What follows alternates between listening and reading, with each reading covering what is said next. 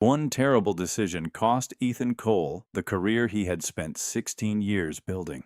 3 years later, after risking his very last $1,100 on a dying roadside diner, the same CEO who had destroyed his future walked through his front door, not to apologize, but to beg him to save 180 lives.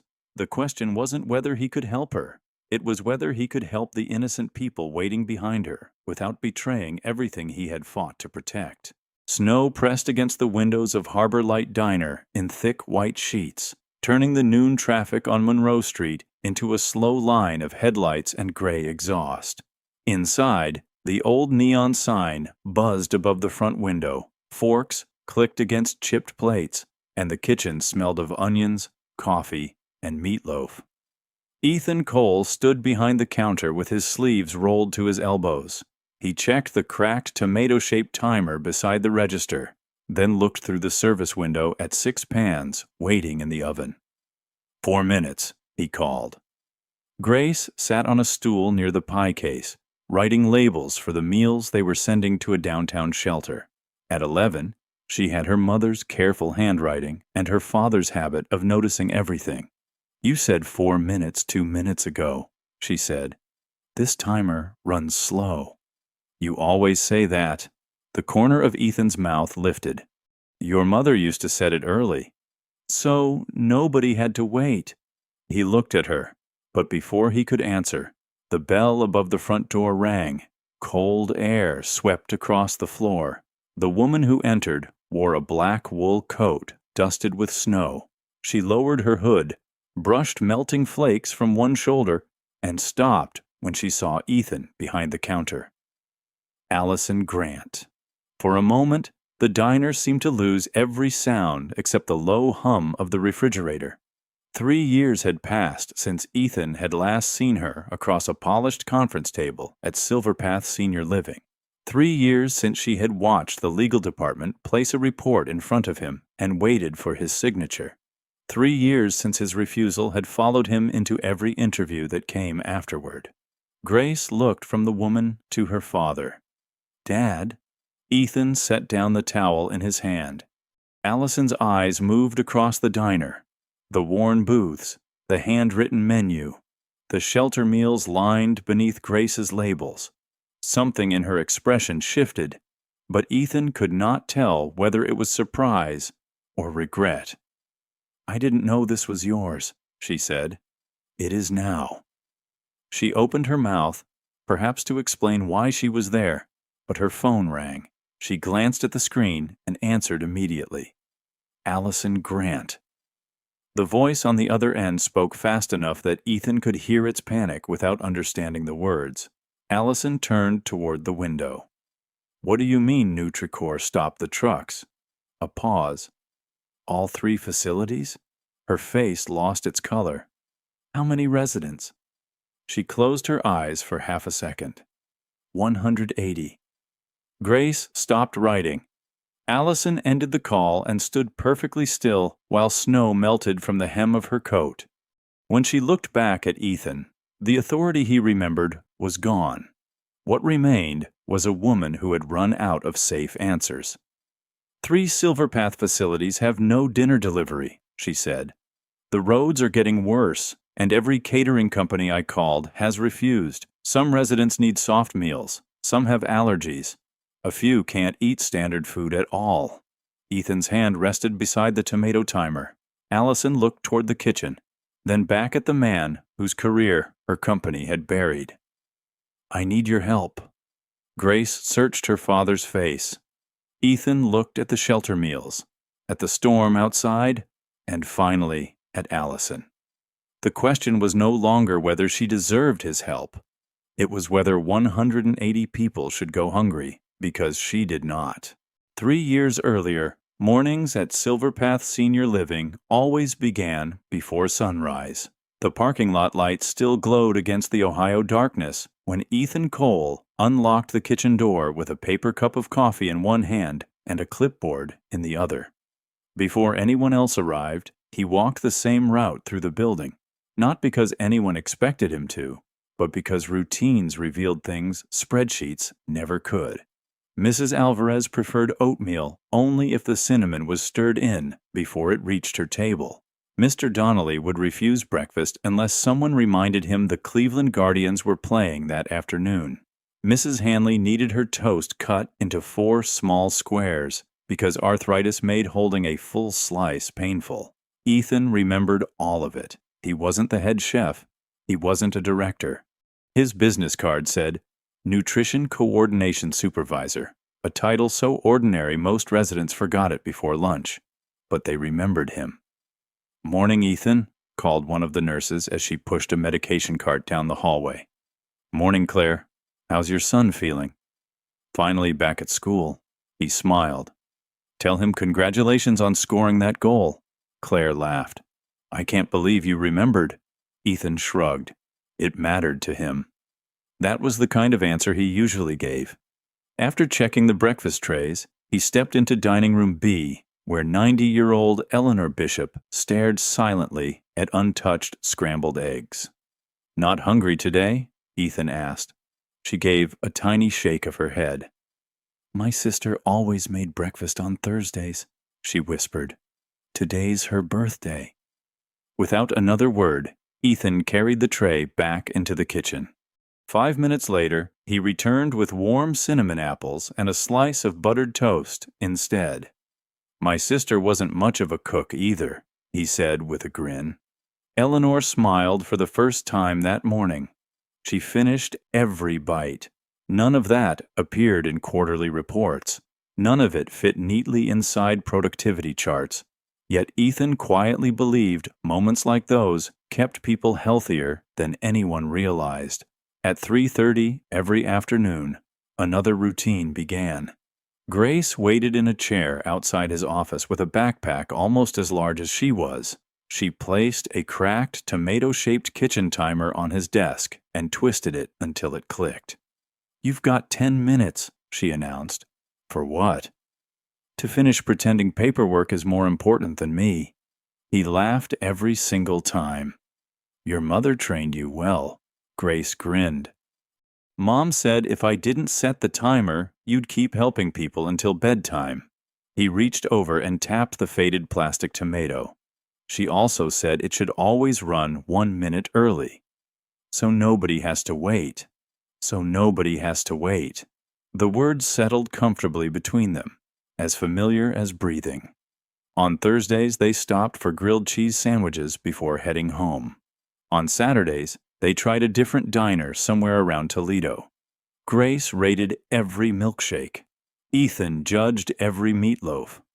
Life wasn't perfect after Melissa's death, but it had found a rhythm gentle enough for both of them to keep moving. Late one October afternoon, Ethan noticed several unfamiliar people walking through the administration offices carrying laptops and identical gray folders. Employees lowered their voices. Managers closed conference room doors. By evening, an email appeared in every supervisor's inbox. Mandatory leadership meeting. Attendance required. Grace looked up from her homework as Ethan quietly read the message twice. "Everything okay?" He forced an easy smile. Probably just another budget meeting. But even as he said it, he watched maintenance workers removing framed photographs from the conference room walls to make space for presentation screens. For the first time in years, Silverpath felt less like a home and more like a business preparing to become something else. The leadership meeting filled the largest conference room in the building. Department heads sat shoulder to shoulder around polished tables while a projector hummed quietly against the wall. Coffee cups steamed beside unopened notebooks. No one spoke much. Everyone had already heard enough hallway rumors to know this wasn't an ordinary budget review. At exactly 9 o'clock, the door opened. Allison Grant walked in carrying a slim black folder instead of a stack of reports. She wasn't much older than many of the supervisors in the room, but she carried herself with the calm confidence of someone used to making difficult decisions. She thanked everyone for coming. Then she projected a single slide. Operational cost reduction, 18%. The number hung over the room like another winter storm. We've lost 2 major insurance contracts, Allison said evenly. If we don't reduce operating expenses within 6 months, we'll be forced to close facilities. I don't intend to let that happen. Nobody interrupted. She explained that Silverpath would begin working with a centralized meal provider called Nutricore. Standardized preparation, streamlined deliveries, fewer kitchen hours, and lower food costs would save millions each year. Several department heads nodded. Ethan didn't. He flipped through the sample menus resting beside his chair. The meals looked balanced on paper. Calories, protein, sodium, fiber. Every number landed exactly where it should. But people didn't eat numbers. After the meeting, Allison invited questions. Ethan waited until most of the room had emptied. "What happens if residents stop eating it?" he asked. She looked up. "The nutritional values meet every requirement." "That's not what I asked." Silence settled between them. He picked up one of the sample trays. "Mrs. Hanley can't chew vegetables cut this size." He pointed to another page. "Mr. Donnelly refuses turkey unless it's sliced thin enough for him to manage." Another. "Half our memory care residents recognize familiar smells before they recognize faces. Food isn't just fuel." Allison listened without interrupting. When he finished, she folded her hands. "I appreciate your experience." Ethan waited. "But we're managing a healthcare system, not individual preferences." He glanced back at the empty chairs. "They aren't preferences." She held his gaze. "We'll monitor the rollout." It wasn't an argument. It was the end of one. 2 weeks later, the first Nutricore deliveries arrived. Cardboard boxes replaced local suppliers. Plastic-sealed trays replaced much of the fresh preparation. Kitchen schedules changed. Several longtime cooks had their hours reduced. At first, nothing dramatic happened. Then Ethan noticed small things. More untouched vegetables returned to the kitchen. Soup bowls came back half full. Residents who normally chatted through lunch finished eating in silence. Or didn't finish at all. One Tuesday afternoon, he paused beside a rolling cart stacked with unopened dinner trays. Something caught his eye. The allergy code printed on one label didn't match the resident list clipped beside it. He checked another, then another. The numbers were inconsistent. Not every tray. Just enough to bother him. He carried the paperwork straight to purchasing. The manager barely looked up before saying, "It's probably a printing glitch. Nutricore already told us they corrected it." "You verified that?" "They assured us." Ethan stood there another moment. Assured. It wasn't the same as verified. He left without another word, but before heading home, he copied the shipment number into a recipe card he kept in his desk drawer beside Grace's old drawings. Just in case. When he finally picked Grace up from school, she climbed into the truck, holding a science project covered in glitter. "You look worried," she said. "I'm thinking." "About work?" He smiled anyway. "I'm hoping I'm wrong." Outside, snow began falling again. Inside Silverpath, the first warning had already been quietly filed away.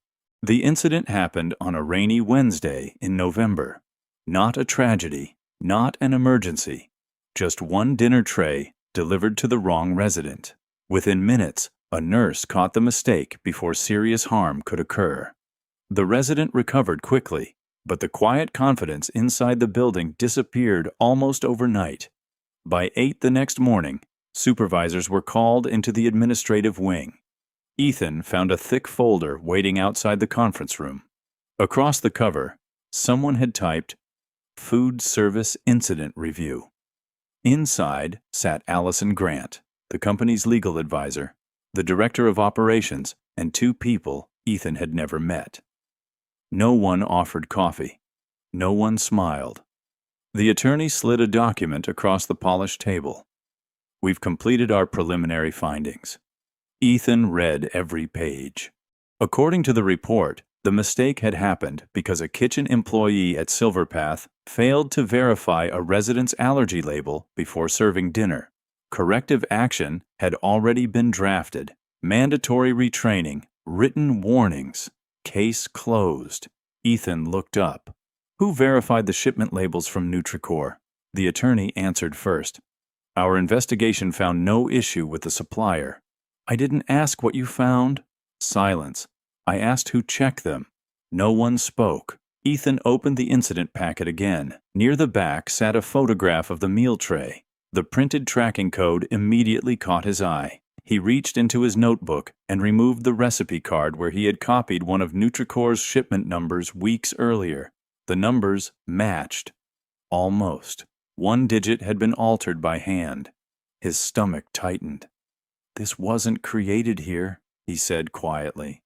The operations director leaned back. Mr. Cole, we're trying to resolve this efficiently. Ethan ignored him. The label problem started before these meals reached our kitchen. The attorney folded his hands. Do you have evidence? Ethan placed the recipe card beside the report. I have enough to know we're blaming the wrong people. The room became very still. Allison studied the handwritten number without touching it. Then she looked at Ethan. What are you asking for? An independent review. It could delay corrective action. It could prevent us from punishing someone who didn't make the mistake. The attorney slid another document forward. If you sign today's report, the investigation concludes immediately.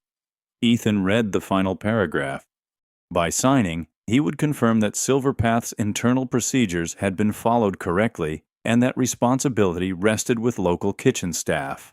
He thought about Grace, her inhaler waiting in the medicine cabinet, her school field trip next month, the health insurance attached to the job sitting on the other side of the pen. Then he pictured the young line cook who had worked 12-hour shifts all week and was about to become the official reason the company could move on. Ethan slowly pushed the pen away. I won't sign something I believe is false. The attorney's expression hardened. You understand the consequences? I understand someone else's life shouldn't become easier because I stayed quiet. Allison didn't raise her voice. She simply closed the folder. I'll review the recommendation. For a brief moment, Ethan thought she might still reopen the investigation. Instead, she stood. The meeting is over. As he walked back through the kitchen, the familiar smells of soup and fresh bread felt strangely distant. Everyone continued working. No one knew that a single unsigned page had just placed his own future on the table. By the end of the week, someone else would decide whether integrity still had a place inside Silverpath. Friday arrived without another meeting. That silence worried Ethan more than an argument would have. The kitchen followed its usual rhythm. Bacon sizzled on the grill. Coffee filled the hallways with its familiar smell. Residents chatted about grandchildren, football games, and the first snowfall that had settled across Toledo overnight. Ethan forced himself to smile through every conversation. If this was his last day, no one else needed to carry that weight. Just after lunch, his office phone rang. Mr. Cole, the receptionist said softly, Human Resources would like to see you. He already knew. The walk across the building felt strangely ordinary. Nurses pushed medication carts. A volunteer hung paper snowflakes in the lobby for the upcoming holidays. Someone laughed down the hallway.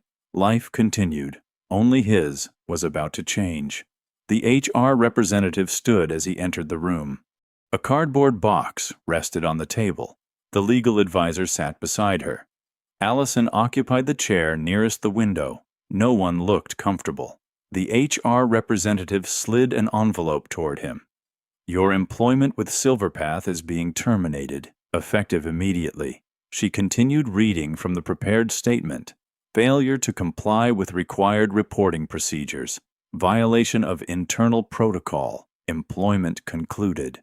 The words sounded polished, almost gentle. They still landed like concrete.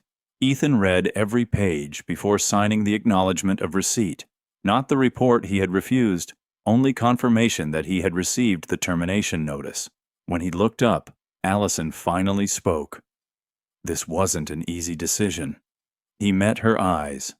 No, it wasn't. For a second, she seemed ready to say something else. She didn't. An employee from security waited outside to escort him back to his office. The gesture hurt more than the termination itself.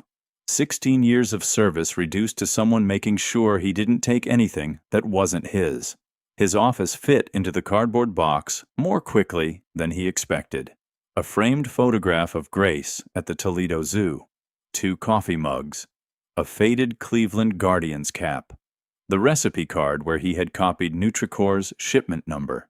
He slipped that card into his coat pocket instead of the box. Something told him he might need it one day. As he walked through the lobby, several co-workers quietly looked away. Not because they didn't care, because they didn't know what to say. Outside, cold air struck his face. Grace was waiting in the parking lot with Ethan's older pickup truck, finishing her homework in the passenger seat. She smiled the moment she saw him. "You're early." He placed the box gently in the truck bed before climbing inside. "Meeting ended sooner than I thought." She looked at him for a long moment, then at the cardboard box. She didn't ask. Children who lose one parent often learn to recognize bad news before adults speak it aloud. The drive home passed mostly in silence. That evening, after Grace had gone upstairs, Ethan opened his laptop and submitted applications to 6 different employers: hospital kitchens, school districts, food distributors, a retirement community 40 miles away. He pressed send 6 times. Over the next several weeks, replies arrived one after another. "Thank you for your interest. We have selected another candidate." Following a careful review, one interviewer smiled warmly until she reached the line on his employment record describing a compliance dispute. The interview ended 10 minutes later. Bills continued arriving with perfect punctuality. Job offers did not. One night, Ethan logged into his bank account. After rent, utilities, insurance, and Grace's medication, the balance staring back at him read $1,146.23. He quietly closed the laptop before Grace could see the screen. The next morning, on the way to another interview, she pointed through the windshield toward a weathered diner beneath a flickering neon sign. "Dad." She smiled faintly. "Can we stop there for just a minute?" Ethan glanced at the faded diner before checking the clock on the dashboard. His interview was in 23 minutes. "We really should keep going," he said. Grace looked back through the windshield. "It'll only take a minute."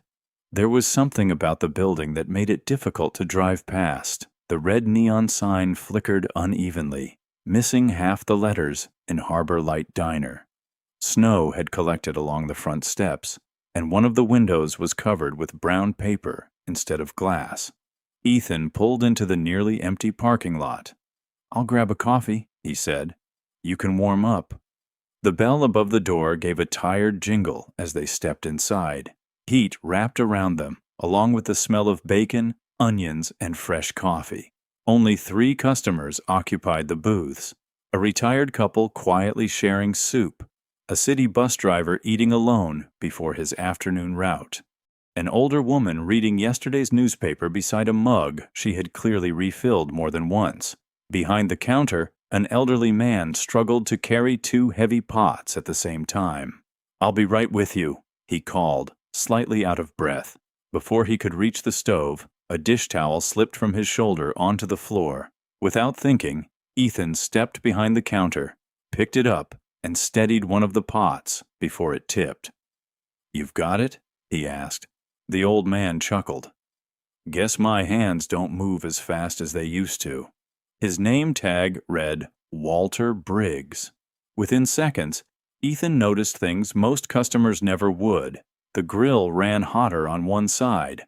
The refrigerator gasket wasn't sealing completely. The handwritten menu listed items that shared expensive ingredients without enough sales volume to justify buying them. 3 employees' jobs were somehow being done by one tired man. Grace wandered toward the pie display. "Your apple pie looks good," she told Walter. "It tasted better when my wife baked it." The smile he offered faded almost immediately. While Walter poured coffee, Ethan watched him limp toward the kitchen. "You work in restaurants?" Walter asked. "Not exactly." "But food service?" Ethan nodded. "For a long time." Walter laughed quietly. "I figured. You started fixing my kitchen before you finished ordering." The interview time came and went. Neither Ethan nor Grace mentioned it. Instead, Walter found himself talking. His wife had passed away 2 years earlier. His children lived across the country. The diner had served factory workers, teachers, nurses, and bus drivers for more than 30 years, but business kept shrinking while costs climbed. "I can still cook," Walter admitted.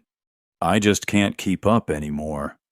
He reached beneath the register and unfolded several invoices, past due utilities, equipment repairs, license renewals. Then came one final document. "If I can't transfer the lease by Friday, the landlord takes everything." Ethan studied the numbers.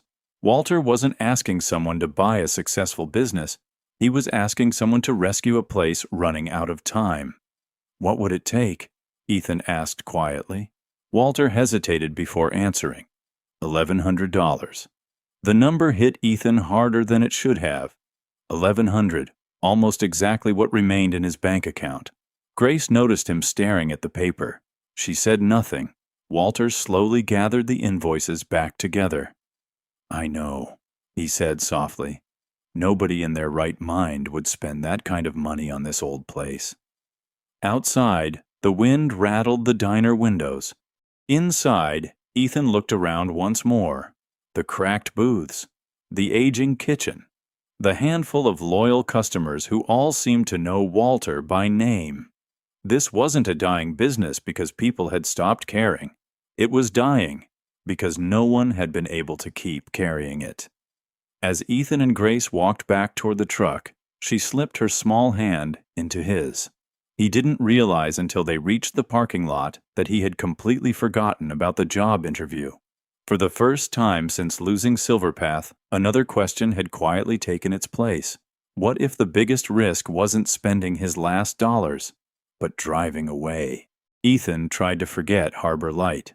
For the next 3 days, he attended another interview, filled out more applications, and answered questions that always circled back to the same line on his employment record. "Can you explain this compliance issue?" No matter how carefully he answered, he watched the conversation cool. By Friday afternoon, he found himself driving back to the diner instead. Walter looked up from replacing a burned-out light bulb. "I had a feeling you'd come back." "I didn't say I was buying anything." Walter smiled. "I didn't say you were." This time, Ethan didn't order coffee. He asked to see the utility bills, the lease agreement, food invoices, payroll records. For nearly 2 hours, he sat in the last booth with a yellow legal pad, making columns of numbers while Grace quietly colored beside the window. He circled unnecessary menu items, noticed ingredients purchased in quantities too large for the customer traffic, calculated how much could be saved if breakfast started 30 minutes earlier for factory workers changing shifts. The diner wasn't failing because people hated it. It was failing because no one had been healthy enough to keep adapting. Walter watched him work. "You see something?" "I see a chance." Walter laughed softly. "That's more than I've seen in a long time." But the drive home felt much heavier. That evening, Ethan opened his banking app again. $1,146.23. If he paid Walter the $1,100, $46 would remain. $46, not $4,600, not $460. 46. He closed the phone and rubbed his eyes. The kitchen felt unusually quiet.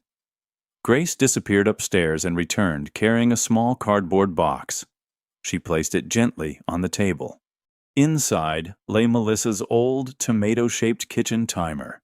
Its paint had chipped around the edges, and a thin crack crossed the plastic face. Ethan hadn't touched it since packing away many of Melissa's things after her funeral. "I thought we were keeping this safe," he said. "We are." Grace wound the timer until its familiar clicking filled the room. "Mom always set it 1 minute early." He nodded. "So nobody had to wait." Grace looked directly at him. "I think we've been waiting because we're scared." The words settled between them, not accusing, simply true. "I don't know if buying that diner is the right thing," Ethan admitted. "It's okay if you don't know." She slid the timer across the table until it rested on top of his legal pad. "But if you decide not to, I don't want it to be because you're afraid." For the first time since losing Silverpath, Ethan stopped pretending everything would somehow work itself out. "I'm terrified," he whispered. Grace reached across the table and squeezed his hand. "I know." The next morning, they drove back to Harbor Light before the sun had fully risen. Walter was already waiting with the paperwork. "You sure?" he asked. "No," Ethan answered honestly. "But I'm ready." He signed the lease transfer, counted out 11 crisp $100 bills, then added the last 100 from a stack that suddenly looked far too small. Walter signed his name beneath Ethan's. Neither man celebrated. There wasn't anything to celebrate yet. As Ethan folded the agreement into a plain envelope, his phone vibrated with a banking alert. Current balance, $46.23. He stared at the screen for several seconds before slipping it into his pocket. Walter quietly handed him a ring of worn brass keys. "They're yours now." Ethan looked around the empty diner, the cracked booths, the aging grill, the snow collecting outside the windows. Then he looked at Grace. She smiled and gently reset the tomato timer 1 minute ahead. Neither of them realized just how much that tiny click would come to mean, because owning Harbor Light would demand far more than every dollar Ethan had left. It would ask for everything else, too. The first week nearly broke him. Ethan unlocked the diner every morning at 5, long before the winter sun reached the rooftops.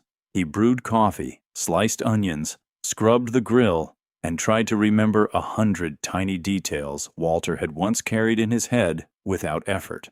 Customers still came, just not enough of them. Some complained that their favorite breakfast special had disappeared. Others frowned when Ethan replaced frozen hash browns with fresh potatoes because they were cheaper in bulk. He smiled through every complaint. Then he stayed after closing to wash dishes because hiring another employee wasn't an option. Grace did her homework in the last booth each afternoon, occasionally looking up whenever the front door chimed. She noticed things Ethan didn't: how often he rubbed the back of his neck, how he quietly skipped lunch, how he studied every receipt before putting it into an old accordion folder. Walter stopped by almost every evening. "You're trying to do 5 jobs, he said one night. "I'm trying to save one." Walter nodded toward the leaking freezer. "That machine's older than my truck. It'll last." Walter gave him a look that suggested he didn't believe a word of it. Neither did Ethan. The following Saturday, Grace had her middle school art show. She had reminded him twice that week. "It's at 2, she'd said. "You promised." "I know." He meant it. But shortly after noon, the ice machine stopped working. Then a delivery arrived with the wrong order. Then the cook, who had agreed to help on weekends, called to say his son had the flu. By 1:30, the lunch crowd filled every booth. Ethan looked at the clock. Just another 15 minutes, then 30, then an hour. When he finally locked the front door after the rush, the school parking lot was nearly empty. The gym lights had already been turned off. Grace climbed into the pickup, carrying her framed drawing without saying a word. Only after they reached home did she place the ribbon she'd won on the kitchen counter. "You would have liked it," she said quietly. Ethan's heart sank. "I'm so sorry." She nodded. "I know." But those 2 words hurt more than anger ever could. That night, he stayed in the diner long after midnight, trying to repair the broken ice machine himself. His hands shook from exhaustion. He hadn't eaten since breakfast. As he lifted a heavy panel into place, the room tilted. The next thing he remembered was Walter kneeling beside him. "Ethan." A hand patted his shoulder. "You with me?" He blinked at the ceiling lights. "I'm fine." "No," Walter answered gently. "You're empty." Walter helped him sit on an overturned bucket and handed him a bottle of water. "You know what your problem is?" "I bought a diner," Walter laughed. "No. You think asking for help means you've failed." Ethan looked away, maybe because it sounded too much like the truth. When he finally arrived home, the house was quiet. On the kitchen table sat Grace's blue ribbon beside the cracked tomato timer. A folded note rested underneath. "Mom always said people burn food when they refuse to lower the heat. I think people burn themselves the same way." Ethan read the note twice. Then he wound the little tomato timer until it began its familiar ticking. For the first time since opening Harbor Light, he admitted something he had spent months refusing to believe. The diner didn't need a stronger owner. It needed a wiser one. And the first person he needed to stop disappointing wasn't a customer. It was waiting for him at the breakfast table the next morning. Grace was already awake when Ethan came downstairs. She had scrambled eggs on 2 plates and burned the first piece of toast badly enough that both of them laughed. "I guess I still need practice," she said. "You've already got the important part." "What's that?" "You showed up." For the first time in weeks, breakfast wasn't rushed. Ethan looked at his daughter instead of his phone. He asked about school. She told him about a science quiz, a friend who wanted to borrow colored pencils, and how the art teacher had hung her ribbon in the hallway anyway. The conversation was ordinary. It felt extraordinary. When they reached Harbor Light, Ethan gathered Walter and the 2 part-time employees he had finally agreed to hire. "I've been trying to carry everything myself," he admitted. "That ends today." Walter smiled without saying, "I told you so." The changes were small at first. One waitress handled the morning rush while Ethan stayed in the kitchen. Walter trained a high school student to refill coffee instead of trying to do it himself. Grace organized receipts every afternoon after homework. Slowly, the diner stopped feeling like one exhausted man fighting against the clock. It began feeling like a team. One icy evening, just before closing, the front door opened. A man wearing a faded city bus jacket stepped inside with a little girl wrapped in a pink winter coat. Snow clung to both of them. They studied the menu longer than anyone deciding what to order should have needed. Finally, the man approached the counter. "How much is just 1 bowl of chicken soup?" Ethan answered. The man quietly counted coins from his pocket. Then he looked at his daughter. "You eat." She shook her head. "I'm not hungry." The words were too familiar. Ethan remembered hearing almost the same sentence from Grace during the hardest weeks after losing Silverpath. Children often tried to protect the adults they loved. The father gathered the coins again. "We'll just share." Ethan glanced toward the kitchen. "The family special is being tested tonight." The man frowned. "I didn't see that on the menu." "It isn't." Ethan placed 2 steaming bowls of soup on a tray, then grilled cheese sandwiches, apple slices, and 2 warm chocolate chip cookies. "We need honest feedback." The father hesitated. "I can't afford all this." "You already paid." Confusion crossed the man's face. "I did." "With your opinion." For several seconds the man simply stared. Finally, he nodded once. "My name's Marcus Hill." "Ethan." Marcus looked around the quiet diner. "You sure?" "I'm sure." Grace carried the tray to the booth herself. The little girl smiled so brightly that the entire room seemed warmer. Neither father said another word about money. After Marcus and his daughter left, Grace disappeared into the storage room. She returned carrying a small wooden recipe box that had belonged to Melissa. "Can we use this?" "What for?" She found a black marker and carefully wrote across a piece of white cardstock. "Leave a meal." She turned the card over. "Take a meal." Then, underneath, in smaller letters, "No questions." Ethan read the sign quietly. "You came up with that?" Grace shrugged.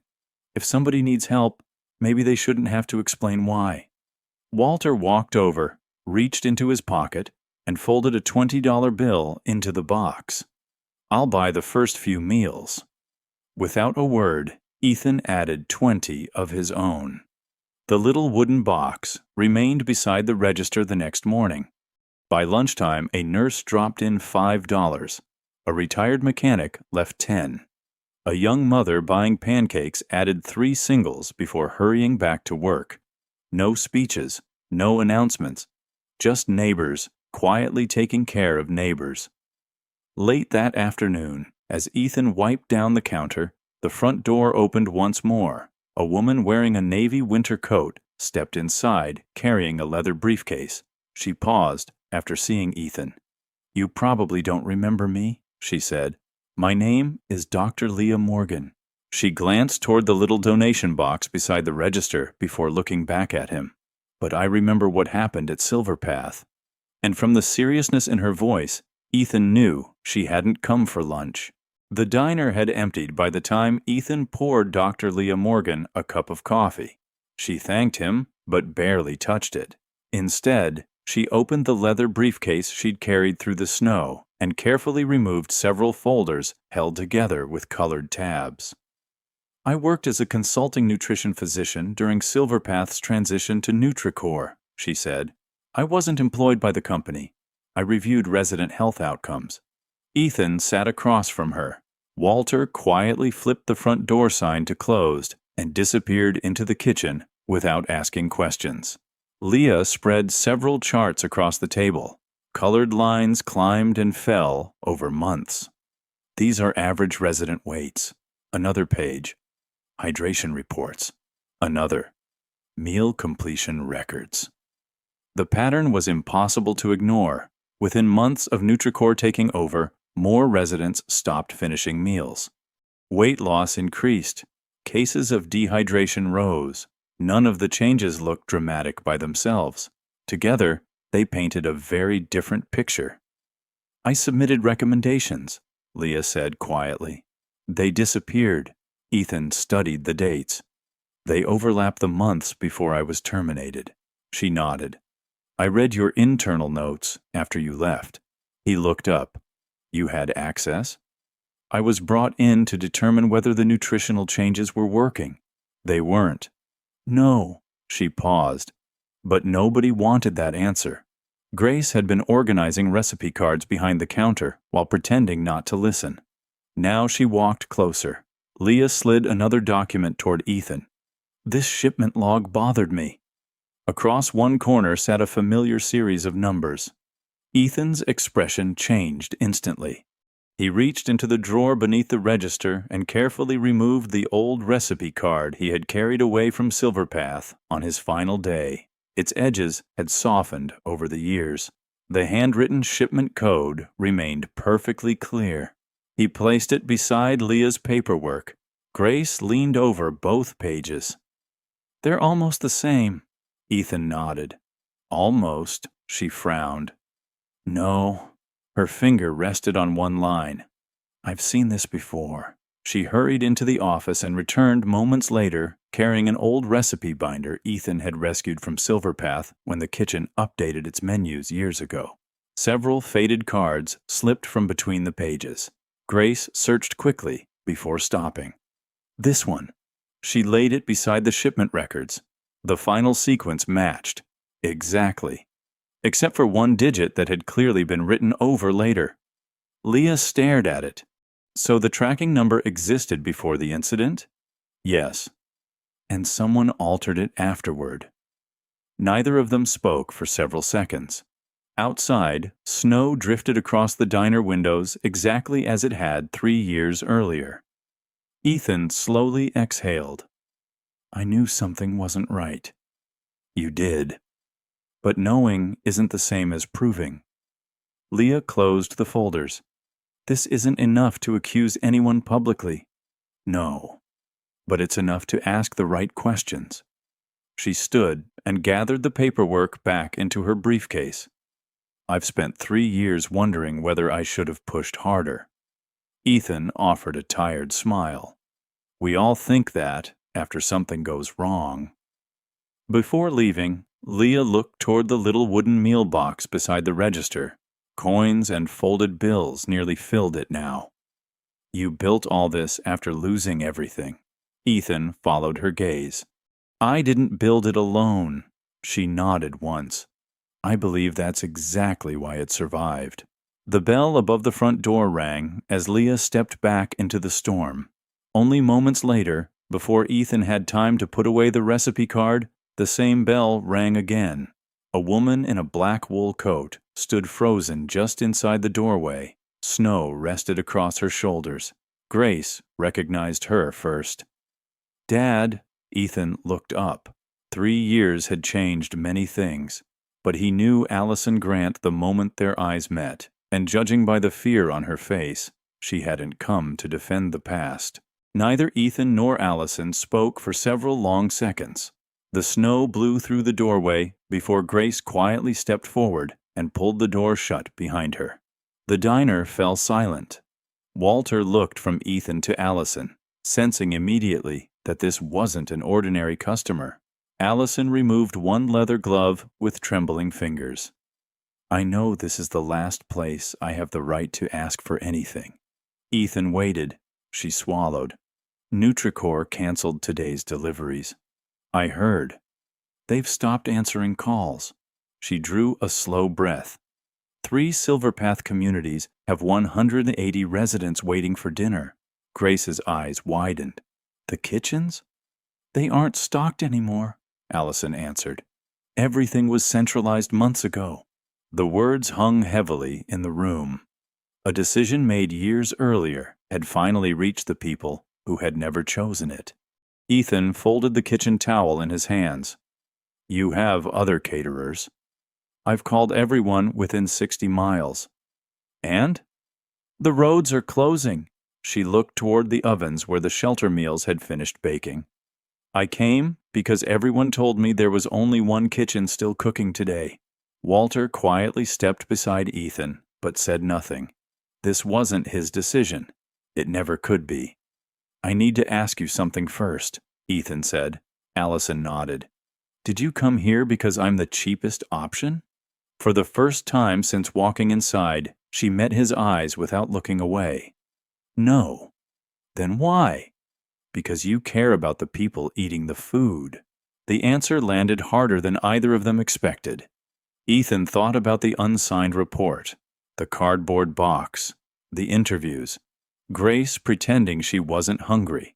None of it disappeared. None of it should. He looked through the dining room window toward the storm outside, then back toward the kitchen. The people waiting for dinner didn't fire me. No. They didn't ignore warnings. No. They're just hungry. Allison's voice cracked slightly. Yes. Ethan nodded once. Then we'll cook. Relief flashed across her face, but he lifted one hand before she could speak. Under 3 conditions. She listened. Silverpath pays the regular price. No discounts because it's an emergency. Agreed.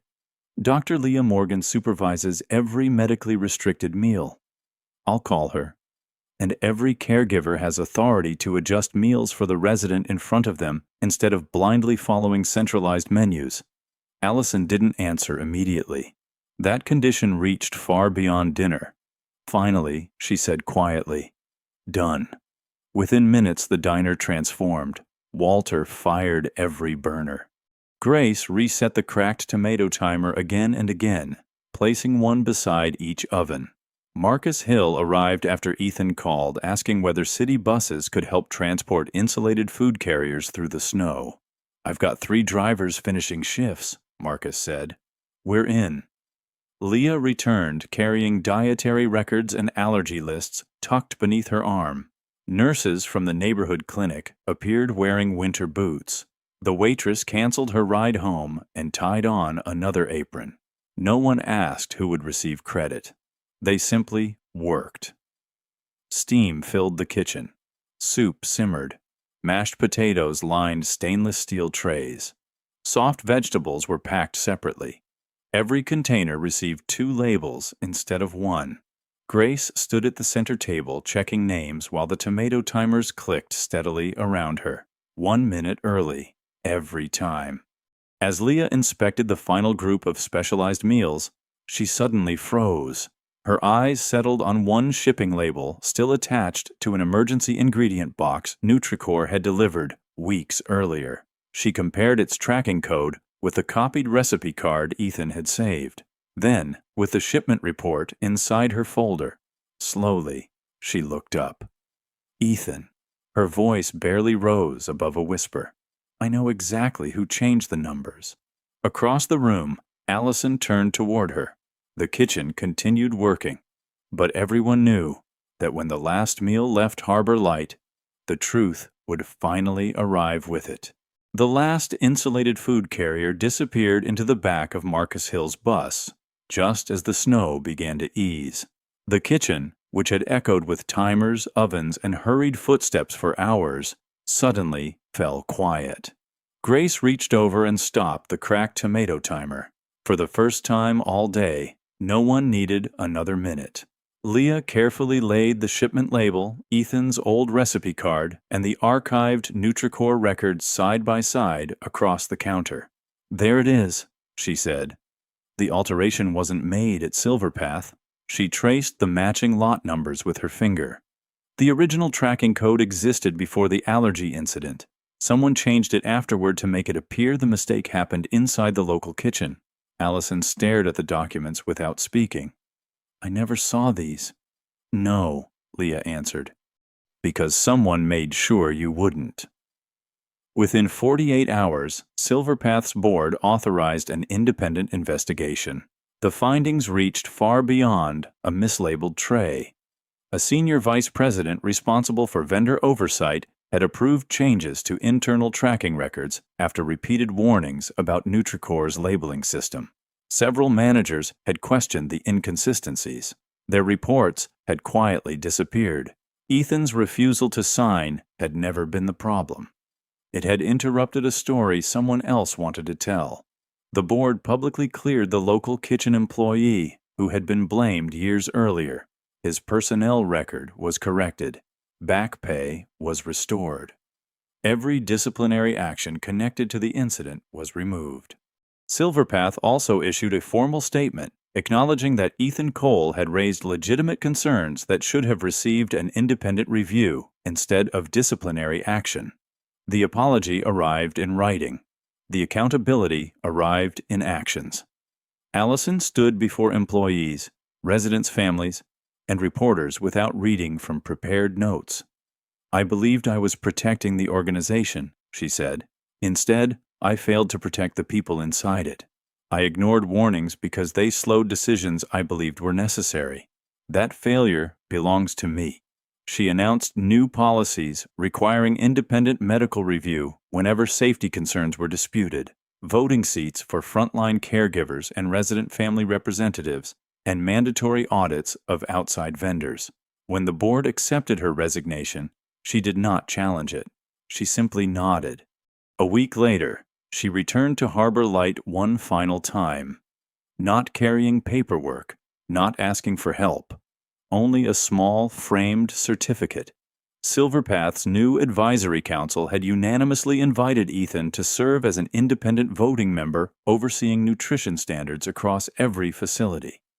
You wouldn't report to the CEO, Allison said quietly. You'd report to the residents. Ethan smiled. I won't come back as an employee. I know, but I'll gladly speak for people whose voices are easy to overlook. 2 years passed. Harbor Light never became the busiest diner in Toledo. It didn't need to. Factory workers still filled the booths before sunrise. Nurses stopped in after overnight shifts. Bus drivers knew there was always fresh coffee waiting. The little wooden box beneath the register never stayed empty for long. Neither did the seat by the window where neighbors often shared breakfast with someone eating alone. Above the entrance hung a simple wooden sign. 1 minute early. Most customers assumed it referred to opening hours. Only Grace knew the whole story. One quiet evening, she watched her father wind the old tomato timer before sliding another meatloaf into the oven. "You know," she said, smiling, "you didn't spend your last $1,100 on a diner." Ethan looked at her. "No?" She shook her head. "You spent it building the kind of place you were trying to protect all along." He laughed softly. Outside, the diner lights reflected across the wet pavement. Inside, neighbors greeted one another by name. No one hurried anyone out the door. No one had to explain why they needed a meal. The timer clicked steadily on the counter, still running 1 minute early, just the way Melissa had wanted. Because the greatest kindness was rarely rescuing someone after they asked. Sometimes it was simply arriving before they had to. If this story touched your heart, please leave a comment and share it with someone who still believes that kindness, integrity, and second chances can change a life. Sometimes it was simply arriving before they had to. If this story touched your heart, please leave a comment and share it with someone who still believes that kindness, integrity, and second chances can change a life. When Grace watched her father wind that cracked tomato timer one last time beneath the sign that read, 1 minute early, she finally understood that the diner had never been the real dream. The dream was becoming the kind of place where no one had to ask twice for compassion. This story reminds us that one courageous decision can change far more than our own future. Ethan refused to sign away the truth, and years later, that single moment of integrity protected people he would never even meet. The next time life tempts you to stay quiet because speaking up feels too costly, remember what Ethan chose instead. You may never see the full impact of your courage, but that doesn't make it any less real. Have you ever stood up for what was right, even when it came with a personal cost? I'd truly love to hear your story in the comments below. And if Ethan's journey stayed with you, let me know by commenting 1. Until next time, take good care of yourself, because the next story may remind you that hope sometimes arrives from the place you'd least expect.